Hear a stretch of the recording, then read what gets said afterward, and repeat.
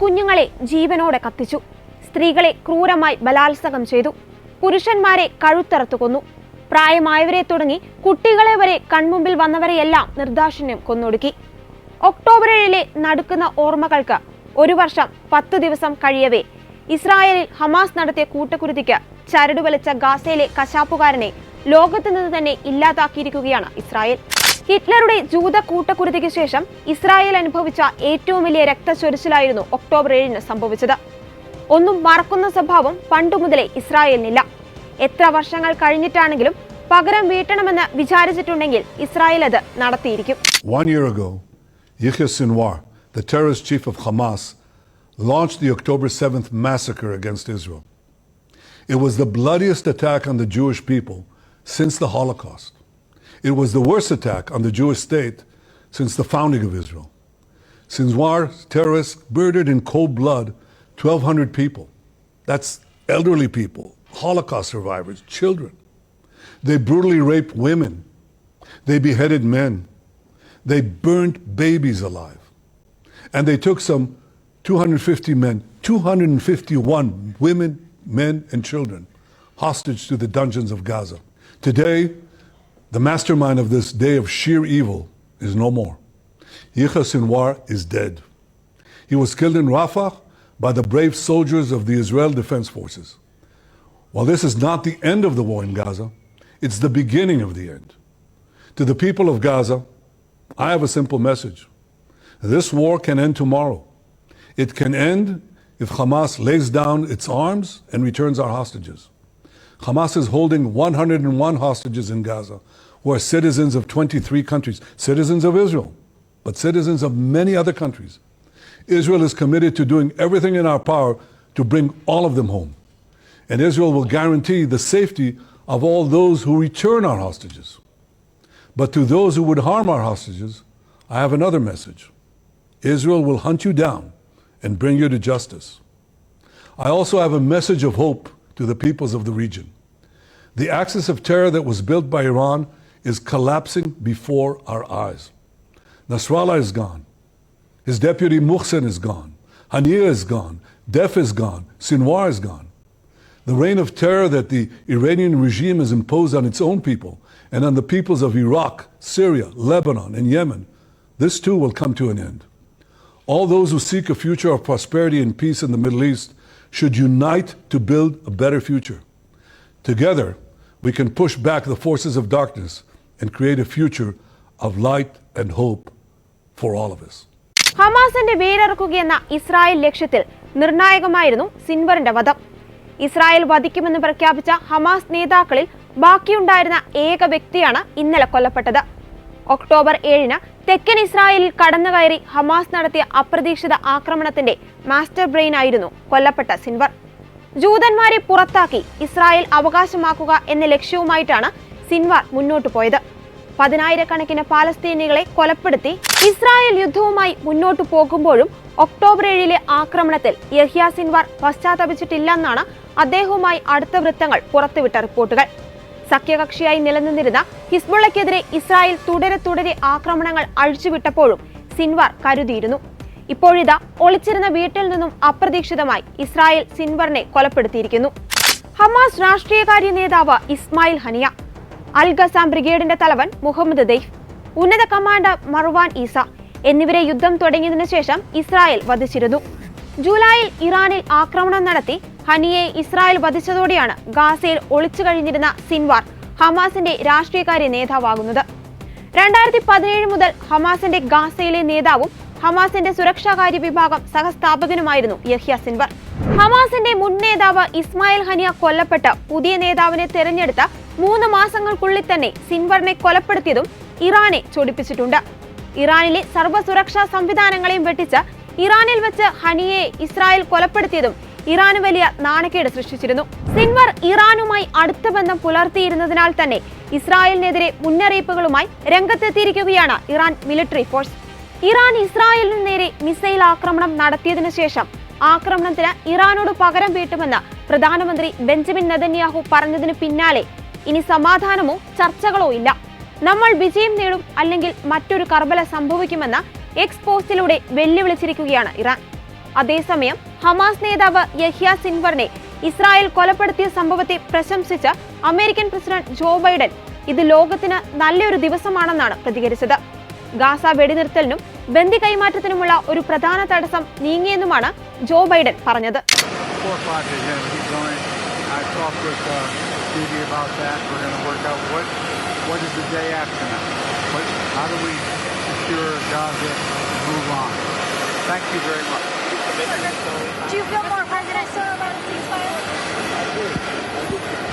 Hamas നേതാവ് Sinwar കൊല്ലപ്പെട്ടതിനു ശേഷം എല്ലാ ബന്ദികളും മടങ്ങിയെത്തും വരെ ഇസ്രായേൽ സൈന്യം ഓപ്പറേഷൻ തുടരുമെന്ന് പ്രതിജ്ഞയെടുത്തിരിക്കുകയാണ് Israel defence minister Daniel Hagari.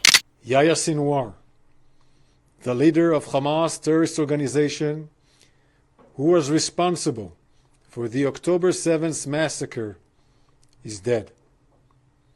Sinwar was responsible for the most brutal attack against Israel in our history, when terrorists from Gaza invaded Israel, massacred Israelis in their homes, raped our women, burned entire families alive, and took over 250 men, women, children, and babies hostage into Gaza.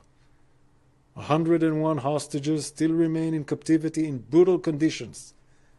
For the past year, Sinwar tried to escape justice.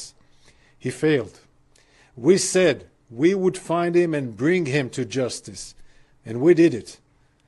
It was Yahya Sinwar who decided to wage war with Israel while hiding behind civilians in Gaza. Since the beginning of this war that Sinwar started on October 7th, we've said our war is with Hamas, not with the people of Gaza, and we mean it.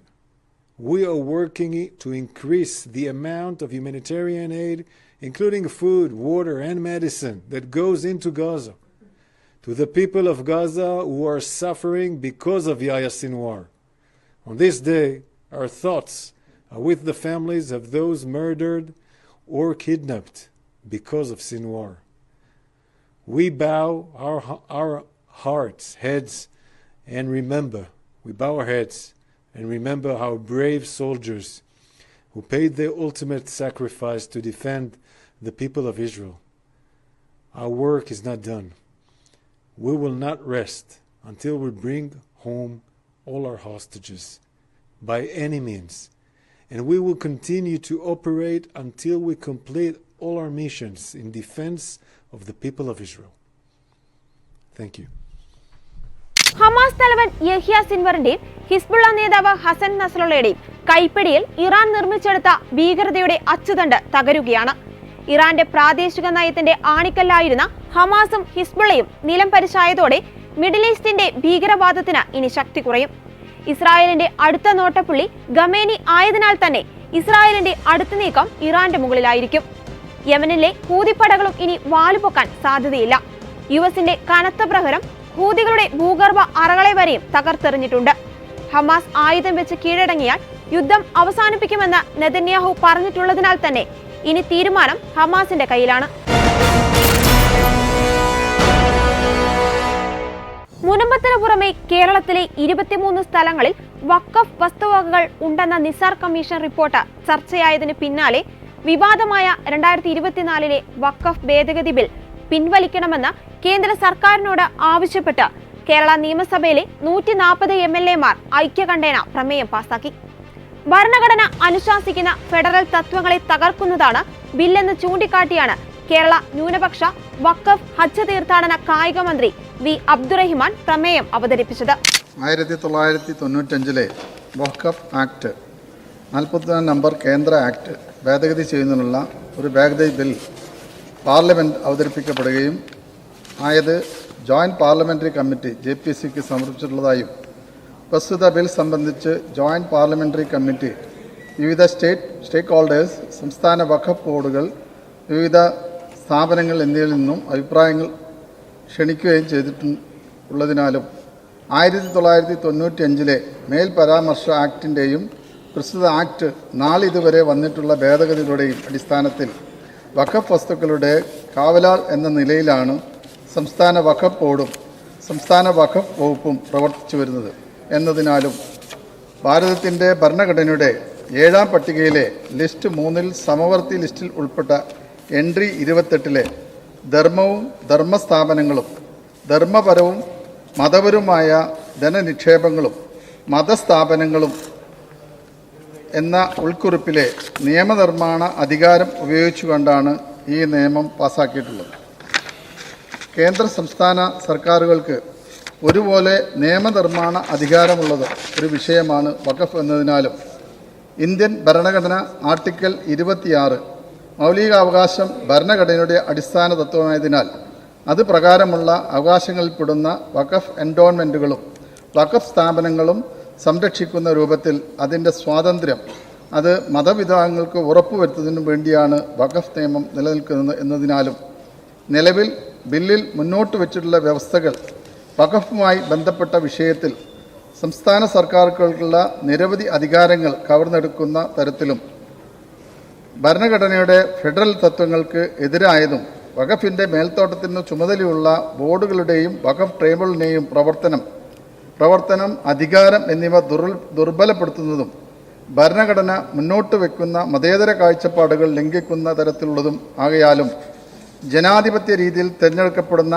അംഗങ്ങളെ ഒഴിവാക്കി nominated അംഗങ്ങളെയും nominate ചെയ്യുന്ന ചെയർമാനും മാത്രമുള്ള ബോർഡിന് ജനാധിപത്യ വ്യവസ്ഥയ്ക്ക് പൂർണ്ണമായും എതിരാവും എന്നതിനാലും സമാനമായ നിലയിൽ ഭേദഗതി നിയമത്തിലെ വ്യവസ്ഥകൾ പലതും സ്വീകാര്യമല്ലാത്തതിനാലും ഭരണഘടന അനുവദിക്കുന്ന മൗലികാവകാശങ്ങൾ വിശ്വാസത്തിലുള്ള സ്വാതന്ത്ര്യം, ഫെഡറലിസം, മതനിരപേക്ഷത, ജനാധിപത്യം, പൗരാവകാശം എന്നിവയിൽ ഒരു തരത്തിലുള്ള വിട്ടുവീഴ്ചയും സാധ്യമല്ലാത്തതിനാലും അതിനാൽ ഭരണഘടനയുടെ അടിസ്ഥാന തത്വങ്ങൾ ലംഘിക്കുന്ന വ്യവസ്ഥയോടു കൂടിയ 2024 വഖഫ് ഭേദഗതി ബിൽ പിൻവലിക്കണമെന്ന് ഈ സഭ ഐക്യകണ്ഠേന കേന്ദ്ര സർക്കാരിനോട് അഭ്യർത്ഥിക്കുന്നു.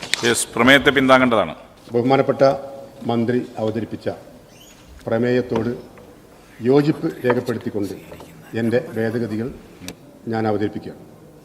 1995 വഖഫ് ആക്ട്, 1995 43 നമ്പർ കേന്ദ്ര ആക്ട് ഭേദഗതി ചെയ്യുന്നതിനുള്ള ഒരു ഭേദഗതി ബിൽ പാർലമെൻറ്റിൽ അവതരിപ്പിക്കപ്പെടുകയും ജോയിൻറ്റ് പാർലമെൻ്ററി കമ്മിറ്റിക്ക് സമർപ്പിച്ചിട്ടുള്ളതായും പ്രസ്തുത ബിൽ സംബന്ധിച്ച് ജോയിൻറ്റ് പാർലമെൻ്ററി കമ്മിറ്റി വിവിധ സ്റ്റേക്ക് ഹോൾഡർമാർ, സംസ്ഥാന വഖഫ് ബോർഡുകൾ, വിവിധ സ്ഥാപനങ്ങൾ എന്നിവയിൽ നിന്നും അഭിപ്രായങ്ങൾ ക്ഷണിക്കുകയും ചെയ്തിട്ടുള്ളതിനാലും എന്ന് കഴിഞ്ഞിട്ട് 2-ാമത്തെ ഖണ്ഡികയിലെ 2-ാം വരിയിലെ വഖഫ് സ്വത്തുക്കളുടെ കാവലാൾ എന്നതിന് പകരം മതപരമോ ജീവകാരുണ്യമോ ആയി കണക്കാക്കുന്ന ആവശ്യങ്ങൾക്കായി ജംഗമമോ സ്ഥാപനമോ ആയ സ്വത്തുക്കളുടെയും വസ്തുക്കളുടെയും കാവലാൾ എന്ന് ചേർക്കുക എന്നാണ് സർ ആദ്യത്തെ ഭേദഗതി.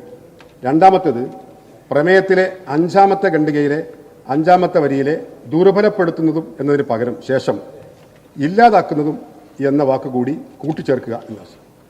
3, പ്രമേയത്തിലെ 8-ാമത്തെ ഖണ്ഡികയ്ക്ക് ശേഷം താഴെ പറയുന്ന ഖണ്ഡികകൾ കൂടി കൂട്ടിച്ചേർക്കുക.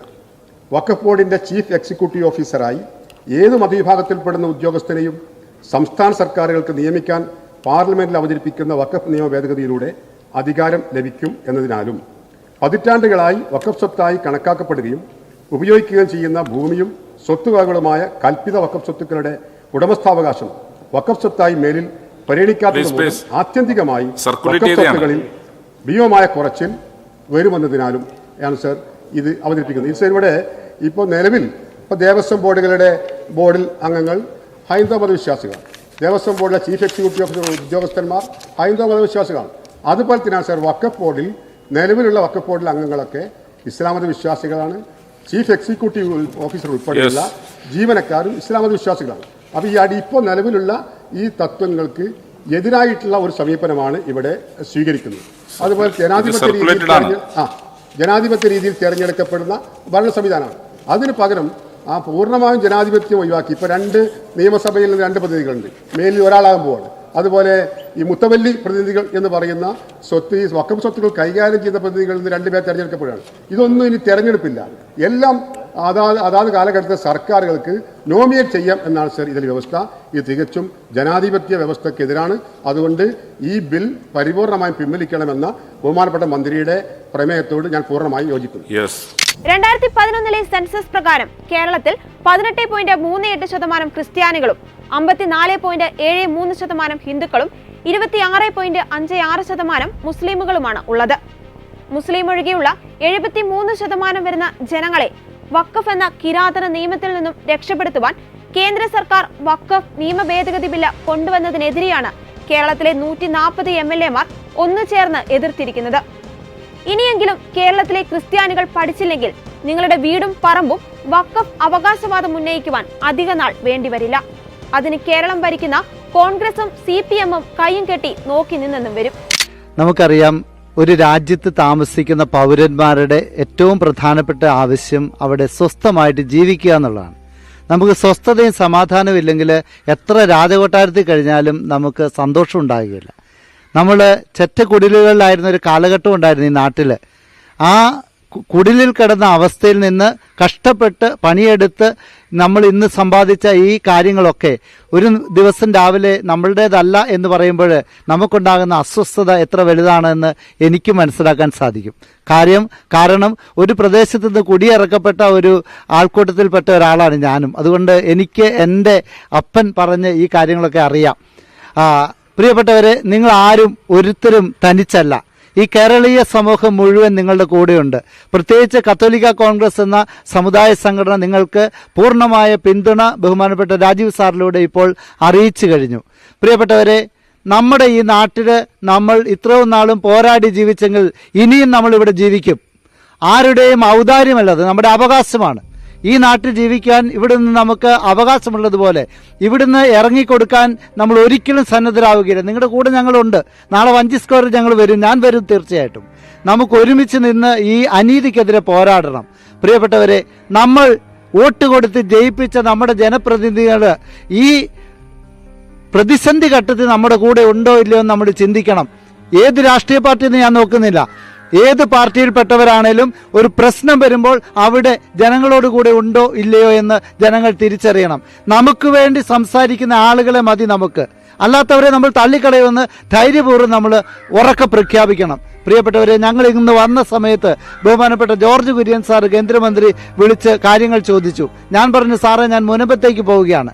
അദ്ദേഹം പറഞ്ഞു, അച്ഛാ ഞങ്ങൾ കൂട്ടത്തിലുണ്ട്, എന്ത് സഹായം ഞങ്ങൾ ചെയ്തു തരാം, കേന്ദ്ര ഗവൺമെന്റിന്റെ ഭാഗത്തു നിന്ന് ഏത് സഹകരണം വേണമെങ്കിലും ഞങ്ങൾ നേടിയെടുത്തു തരാമെന്ന് അദ്ദേഹം പറഞ്ഞു. പ്രിയപ്പെട്ടവരെ, സംസ്ഥാന സർക്കാരിനോട് എനിക്ക് പറയുവാനുള്ളത്, ഈ പ്രദേശത്തെ ആളുകളുടെ ബുദ്ധിമുട്ട് മനസ്സിലാക്കി ജാതി മത രാഷ്ട്രീയ വ്യത്യാസമില്ലാതെ ഇവിടെ നിവസിക്കുന്ന ആളുകൾക്ക് സുരക്ഷിതമായി ഇവിടെ ജീവിക്കുവാൻ, പ്രാണഭയമില്ലാതെ ഇവിടെ ജീവിക്കുവാൻ, അസ്വസ്ഥതയില്ലാതെ ജീവിക്കുവാൻ, സമാധാനപൂർവ്വം ജീവിക്കുവാനുള്ളൊരു അവസരം കേരള സർക്കാർ ഉണ്ടാക്കി കൊടുക്കണമെന്നാണ് ഞങ്ങൾക്ക് പറയാനുള്ളത്. ഇവരുടെ സ്വത്തിന് ഏത് കൊള്ള രാഷ്ട്രീയക്കാർ വന്നാലും വിട്ടുകൊടുക്കുകയല്ലെന്ന് ഞങ്ങൾ ഒരുമിച്ച് നിന്ന് അവരോട് ചേർന്ന് പറയാൻ ആഗ്രഹിക്കുകയാണ്. ഇത് വെറുതെ ഒരു ചോദ്യമല്ല, ഇത് ഞങ്ങളുടെ അവകാശമാണ്. ഇവരിപ്പോൾ പറഞ്ഞു കഴിഞ്ഞു. 48 മുതൽ തുടങ്ങിയ ഒരു പോരാട്ടത്തിന്റെ ബാക്കി പത്രമാണിത്. ഇവര് വില കൊടുത്ത് അധ്വാനിച്ച്, കടലിലെ മക്കളാണ് ഇവര്. ഈ കേരളം കഴിഞ്ഞ കാലഘട്ടത്തിൽ വലിയ ജലപ്രളയത്തിന്റെ പ്രതിസന്ധിയിൽ അകപ്പെട്ടപ്പോൾ സ്വന്തം ജീവൻ പോലും പരിഗണിക്കാതെ, രക്ഷിക്കാൻ നോക്കാതെ മറ്റുള്ളവരെ രക്ഷിക്കാൻ വേണ്ടി കേരളത്തിന്റെ അങ്ങോളം ഇങ്ങോളം സഞ്ചരിച്ചവരാണ് ഈ മത്സ്യത്തൊഴിലാളികൾ. അവരോട് നന്ദി വേണം നമുക്ക്. അവരെ പാടിപ്പുകഴ്ത്തി അതേ നാവ് വെച്ച് ഇന്ന് അവരെ ഇറക്കിവിടാൻ നമുക്ക് എങ്ങനെ സാധിക്കും? അതുകൊണ്ട് എനിക്ക് പൊതുസമൂഹത്തോട് പറയാനുള്ളത്, കേരളീയ സമൂഹം ഈ പാവപ്പെട്ട മത്സ്യത്തൊഴിലാളികളുടെ കൂടെ നിൽക്കണം. എന്ത് പ്രതിസന്ധി ഉണ്ടായാലും ഇവരോട് കൂടെ നിൽക്കുന്നവരെ, ഇവരെ സ്നേഹിക്കുന്നവരുള്ളൂ എന്ന് നമ്മൾ തിരിച്ചറിയണം. പ്രിയപ്പെട്ടവരെ, ഇത് മനുഷ്യത്വത്തിന്റെ പ്രശ്നമാണ്. ഇവിടെ സമാധാനപൂർവ്വം എല്ലാവർക്കും ജീവിക്കണം. ബഹുമാനപ്പെട്ട SNDPയുടെ മെമ്പർ നമ്മുടെ കൂടെയുണ്ട്. മുസ്ലിം സഹോദരങ്ങൾ നമ്മുടെ കൂടെ പിന്തുണ പറഞ്ഞിട്ടുണ്ട് എന്നിവർ അറിയിച്ചിട്ടുണ്ട്. ഇത് മനുഷ്യരെ സ്നേഹിക്കുന്ന എല്ലാവരുടെയും പ്രശ്നമായി കണ്ട് വേട്ടുവ സമുദായത്തിൽപ്പെട്ടവർ നമുക്ക് പിന്തുണ അറിയിച്ചിട്ടുണ്ട്. അതുകൊണ്ട് നമ്മൾ ഒറ്റക്കെട്ടായി നിന്ന് നമ്മളുടെ സംഘാതമായ പ്രവർത്തനങ്ങളിലൂടെ ഈ പ്രശ്നത്തിന് പരിഹാരം കാണണം. നമ്മൾ ഇന്നലെ ഇവിടെ ജീവിച്ചു, ഇന്ന് ജീവിക്കുന്നു, നാളെ നമ്മൾ ഇവിടെ ജീവിക്കും. കോൺഗ്രസ് സർക്കാർ പടച്ചുവിട്ട വഖഫ് നിയമത്തിന്റെ പഴുതുകൾ ഉപയോഗിച്ച് എല്ലാം പിടിച്ചെടുക്കുന്ന വഖഫ് ബോർഡിന്റെ ശൈലി ഇടത് സർക്കാർ തുടങ്ങി വെച്ചുവെന്നേ പറയാനാകൂ. പൊതുമധ്യത്തിൽ കീരിയും പാമ്പും കളിച്ചവർ പ്രമേയം പാസാക്കാൻ ഒറ്റക്കെട്ടായിരുന്നു. ഇനിയെങ്കിലും ക്രിസ്ത്യാനികൾ ചതി മനസ്സിലാക്കേണ്ടിയിരിക്കുന്നു. ക്രിസ്ത്യാനികളെ ഇനിയെങ്കിലും തട്ടിക്കളിക്കുവാൻ വിട്ടുകൊടുക്കരുത്. വഖഫ് തീർച്ചയായിട്ടും നിലനിർത്തപ്പെടണം. വഖഫ് ബോർഡ് കൃത്യമായിട്ട് കാര്യങ്ങൾ ചെയ്യണം. പക്ഷേ അതിന് കൃത്യമായ നിയതമായ നിയമങ്ങൾ ഉണ്ടാവണം. ഇപ്പോൾ നിലവിലുള്ള പ്രശ്നം വഖഫ് ആക്ട് അങ്ങേയറ്റം ലൂപ്പ് ഹോൾസ് ഇട്ട് ഉണ്ടാക്കിയിരിക്കുന്നു എന്നുള്ളതാണ്. അതായത് തികച്ചും ആർബിട്രറിയായി ആർക്കും എന്ത് തീരുമാനവും എടുക്കാവുന്ന രീതിയിൽ ആണ് ഇപ്പോഴുള്ളത്. അതുകൊണ്ടാണല്ലോ വഖഫ് ബോർഡ് പറഞ്ഞു ഇത് വഖഫ് പ്രോപ്പർട്ടിയാണ്. അവർ ബ്ലോക്ക് ചെയ്തു. ഇപ്പോൾ ഇത്രയും പേര്, അതായത് ഏതാണ്ട് 450 കുടുംബങ്ങൾ, 610ഓളം പട്ടയങ്ങൾ ഒക്കെ ബ്ലോക്കായി നിൽക്കുകയാണ്. ഇവിടെ ഇത്തരത്തിലുള്ള ആ ഇടപെടലുണ്ടല്ലോ, കുറച്ച് കഴിയുമ്പോൾ പറയുന്നത് ഇത് വഖഫല്ല. ഒത്തിരി പേര് പറയാൻ തുടങ്ങിയിട്ടുണ്ട് വഖഫല്ല എന്നാൽ. ഇപ്പം ഞാൻ ഇന്നലെ പ്രതിപക്ഷ നേതാവിൻ്റെ വായിൽ നിന്ന് അത് കേട്ടു, സന്തോഷം തോന്നി. പക്ഷേ ഇതുവരെയും അതിൻ്റെ ഒഫീഷ്യലായിട്ടുള്ള സ്ഥാനത്തുള്ളവരാരും പറഞ്ഞിട്ടില്ല. വഖഫ് ബോർഡിൻ്റെ അംഗങ്ങളോ വഖഫ് ബോർഡ് ചെയർമാനോ അല്ലെങ്കിൽ മുസ്ലിം ലീഗിൻ്റെ ആളുകളോ നേതാക്കളോ അല്ലെങ്കിൽ ഏതെങ്കിലും മുസ്ലിം മതപണ്ഡിതനോ ഒരാളും ഇത് വഖഫല്ല എന്ന് ഇതുവരെ പറഞ്ഞിട്ടില്ല. അപ്പോൾ വഖഫല്ല എന്ന് ഉറപ്പാണെങ്കിൽ അത് തെളിച്ച് പറയുക. അത് തെളിച്ച് പറഞ്ഞാൽ ഈ പ്രശ്നമൊക്കെ നിമിഷനേരം കൊണ്ട് തീരില്ല. ആ പാവങ്ങൾ എത്ര വർഷമായി ഇങ്ങനെ കഷ്ടപ്പെടുന്നത്. അതുകൊണ്ട് വർഗീയവത്കരണം ദയവ് ചെയ്ത് രാഷ്ട്രീയ പാർട്ടിക്കാരും അതുപോലെ ഒരു പ്രസ്ഥാനവും നടത്തരുത്. നമ്മുടെ നാട് സ്നേഹത്തിലും സന്തോഷത്തിലും സമാധാനത്തിലും സാഹോദര്യത്തിലും ജീവിച്ച് മുന്നോട്ട് പോകേണ്ടതാണ്. അതുകൊണ്ട് ഈ വിഷയത്തെ വർഗീയവത്കരിക്കാൻ രാഷ്ട്രീയ പാർട്ടികൾ ശ്രമിക്കരുത് എന്നാണ് എനിക്ക് പറയാം. അതായത് മുനമ്പം വിഷയവും വഖഫ് ഭേദഗതി ബില്ലും തമ്മിൽ ഒരു ബന്ധവുമില്ല. ബന്ധമുള്ളത് എന്തിനാ? മുനമ്പം വിഷയവും വഖഫ് ആക്ടിനും തമ്മിലാണ് ബന്ധമുള്ളത്. കാരണം മുനമ്പത്ത് ഇതുപോലൊരു വിഷയമുണ്ടാകാൻ കാരണം 1995 വഖഫ് ആക്റ്റും 2013 അതിൻ്റെ അമെൻമെൻറ്റുമാണ്. അപ്പോൾ നിയമങ്ങൾ ഒത്തിരിയേറെ ലൂപ്പ് ഹോൾസ് ഇട്ട് ചെയ്തിരിക്കുന്നു.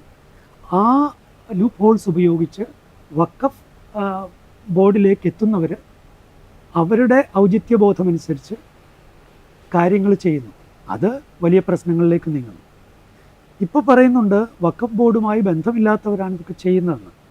അല്ല, വഖഫ് ആക്റ്റാണല്ലോ വഖഫ് ബോർഡ് ഉണ്ടാക്കിയിരിക്കുന്നത്. വഖഫ് ബോർഡിൻ്റെ സ്റ്റാറ്റ്യൂട്ട് എന്ന് പറയുന്നത് അതൊരു സ്റ്റാറ്റ്യൂട്ടറി ബോഡിയാണല്ലോ. അപ്പോൾ സ്റ്റാറ്റ്യൂട്ടറി ബോഡി എന്ന് പറയുന്നത് വഖഫ് ബോർഡ് എന്ന് പറയുന്നത് വഖഫ് ആക്റ്റിൽ അധിഷ്ഠിതമാണ്. അപ്പോൾ വഖഫ് ആക്ട് 1995 വന്നതോടുകൂടിയാണ് പിന്നീട് അങ്ങോട്ട് കുറച്ച് നാൾ ചെന്നപ്പോൾ 2007, 2008 ആകുമ്പോഴേക്കും വഖഫ് സംരക്ഷണ സമിതി എന്ന് പറഞ്ഞ് 2 പേര് കേസ് കൊടുക്കുന്നു. ആ കേസ് കൊടുത്തതിൻ്റെ ഫലമായിട്ട് 2008 അച്യുതാനന്ദൻ സർക്കാർ, കേരള സർക്കാർ നിസാർ കമ്മിറ്റിയെ ഇത് പഠിക്കാനായിട്ട് നിയോഗിക്കുന്നു. ഇതെല്ലാം വയ്ക്കുന്നത് എന്തിൻ്റെ പേരിലാണ്? വഖഫ് ആക്ടിൻ്റെ പേരിലാണ്. വഖഫ് ആക്ട് അവിടെ ഇല്ലെങ്കിൽ ഇതൊന്നും നടക്കില്ല. കോടതി നിർദ്ദേശം കൊടുത്തു. എന്തുകൊണ്ടാണ് കോടതി നിർദ്ദേശം കൊടുത്തത്? ഇവിടെ ഈ സ്റ്റാറ്റ്യൂട്ട്സ് ഇങ്ങനെ ഉള്ളത് കൊണ്ടാണ് കോടതി നിർദ്ദേശം കൊടുക്കുന്നത്. അപ്പോൾ 2008 നിസാർ കമ്മിറ്റി അന്വേഷണം നടത്തുന്നു. എന്നിട്ട് ഗവൺമെൻറ്റിന് റിപ്പോർട്ട് കൊടുക്കുന്നു, ഇത് വഖഫ് പ്രോപ്പർട്ടിയാണ്. ഇത് വഖഫ് പ്രോപ്പർട്ടി ആണെന്ന് ഉള്ള ന്യൂസ് വന്നതോടുകൂടി സർക്കാരിന് ഇത് വലിയ പ്രശ്നമായി. കാരണം അത്രയും പേര് അവിടെ താമസിക്കുകയാണ്. അതുകൊണ്ട് അതൊന്നും വല്ല ചവിട്ടിപ്പിടിക്കുന്നത് പോലെ ആയിരുന്നു പിന്നീട് അങ്ങോട്ട്. പിന്നീട് ഇടത് സർക്കാർ വീണ്ടും വന്നപ്പോൾ 2016 വഖഫ് ബോർഡിൻ്റെ പ്രോപ്പർട്ടീസ് എല്ലാം തിരിച്ചു പിടിക്കുക എന്നുള്ള പ്രസ്താവന നടത്തി. അത് വഖഫ് ആക്ട് ഉള്ളത് കൊണ്ടാണ്. അപ്പോൾ വഖഫ് ആക്ട് നിലവിലുള്ളത് കൊണ്ട് നിലവിലുള്ള സർക്കാർ അത് ചെയ്യാൻ ബാധ്യസ്ഥരായി മാറുകയാണ്. ഭേദഗതി ബിൽ വഖഫ് കാര്യങ്ങളുമായി ബന്ധപ്പെട്ട സംസ്ഥാന അവകാശങ്ങളെ ലംഘിക്കുന്നുവെന്നും വഖഫ് സ്വത്തുക്കളുടെ മേൽനോട്ടം വഹിക്കുന്ന വഖഫ് ബോർഡുകളുടെയും ട്രൈബ്യൂണലുകളുടെയും അധികാരത്തെ ദുർബലപ്പെടുത്തുന്നുവെന്നുമായിരുന്നു നിയമസഭയിൽ അബ്ദുറഹിമാന്റെ വാദം. വിശ്വാസ സ്വാതന്ത്ര്യം, മതേതരത്വം, ഫെഡറലിസം, ജനാധിപത്യ തത്വങ്ങൾ എന്നിവ ഉൾപ്പെടെയുള്ള മൗലിക അവകാശങ്ങളിൽ വിട്ടുവീഴ്ച ചെയ്യരുതെന്നും മന്ത്രി പറയുമ്പോൾ മുനമ്പം പോലെ മറ്റൊരാളുടെ വസ്തുവകകളിലേക്ക് കടന്നു കയറുവാനുള്ള സ്വാതന്ത്ര്യം വഖഫ് എന്ന കിരാതന നിയമത്തിന് ചാർത്തിക്കൊടുക്കുമ്പോൾ ഇവിടെയും മുറിപ്പെടുന്നത് ജനാധിപത്യ തത്വങ്ങൾ തന്നെയല്ലേ?